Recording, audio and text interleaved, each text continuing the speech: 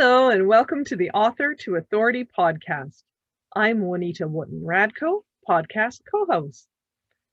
We are introducing a new segment in our podcast lineup, the Writer's Workshop.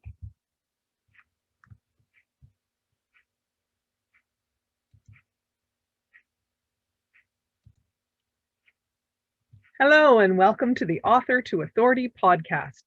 I am Juanita Wootton-Radko, podcast co-host. The Writer's Workshop features shorter episodes focusing on the nuts and bolts of the writing process. But first, let's improve our vocabulary with the word of the day. Today's word is devious. Devious means one of two things. It can either mean wandering or roundabout. There was a devious path to the outhouse, bordered by poison ivy at several points. It can also mean not straightforward, deceptive, or cunning. The teens hatched a devious plot to pay back the cruel gym coach. Devious might not be entirely complimentary, but it doesn't necessarily mean completely evil either. It's a little nuanced. So see if you can find a way to use devious in your vocabulary this week.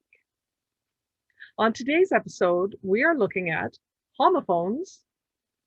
And homophones are two or more words that have the same pronunciation, but different meanings, origins, or spelling. For example, Juanita knew that Kim wanted new earrings for her birthday, so she told Ross to go to the jewelry store. Knew, K-N-E-W, meant I possessed the information. And new, N-E-W, meant she wanted something not old, recently existing, and not in her current collection of earrings. The words sound the same, but you can tell which one I'm using by the context in the sentence.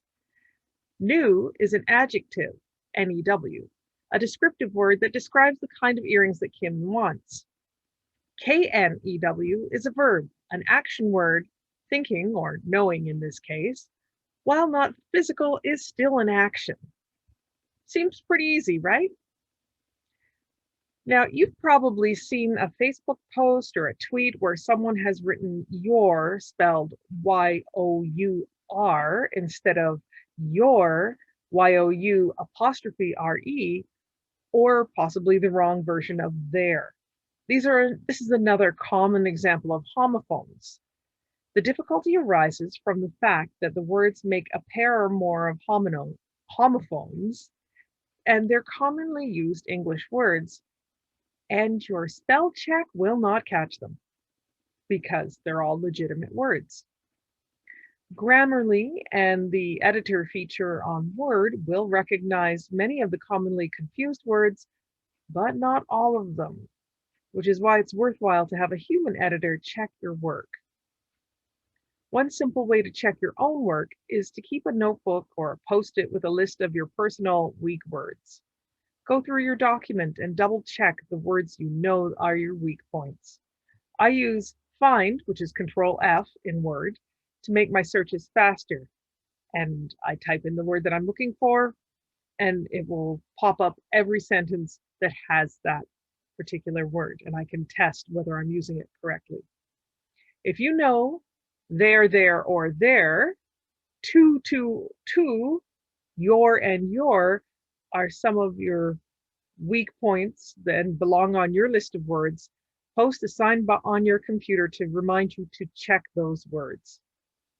These are all simple words that can reduce your credibility as an authority if you misuse them. Using them correctly in your professional communication is non-negotiable.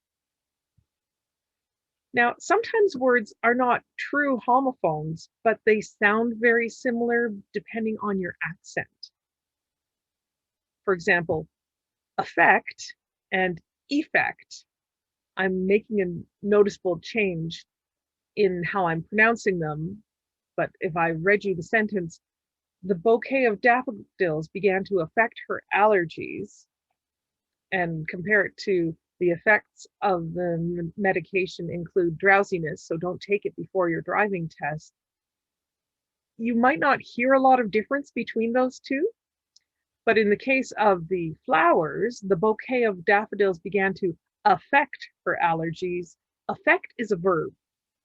It's the action that's happening in the sentence. The effects of the medication are a thing. They are nouns. Elicit and illicit. The moving poem elicited a standing ovation from the audience. The customs official discovered illicit drugs in the suitcase. Now here's how you figure it out. If you know how you meant to use the word, that can help you make the right choice. Is it an action? You're looking for the verb. If it's a description, use the adjective. And if you're talking about a thing, it's a noun. Look up the word in your favorite dictionary and it will tell you whether a word is a noun, verb, adjective, or some other part of speech. Hang in there and stick with it. It's all part of the challenging creative process that gets you to your final goal, a professional finished book that shares your message with the world. That's it for today's Writers Workshop. I'm Juanita Wootton-Radko. Thank you for joining me on the Author to Authority podcast.